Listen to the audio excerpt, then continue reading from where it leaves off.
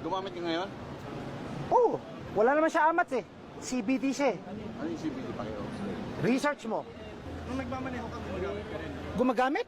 Oo. Hindi ako tumitigil gumamit. Gumagamit ako araw-araw. Pagising ko hanggang matulog ako, kahit tumatay ako, gumagamit ako.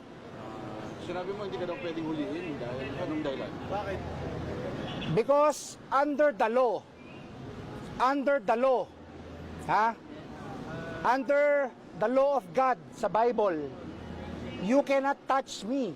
I am God, I am Jesus Christ. You're the son of God? Yes, no, I am God in flesh. Paano mo nasabi, sir? Ha? Paano mo nasabi na you're a God? You're... I am untouchable. Pero sir, ano masasabi niya? Pinasasa na kayo ngayon. This is illegal. Kasi, You have nothing against me. You cannot touch me. I am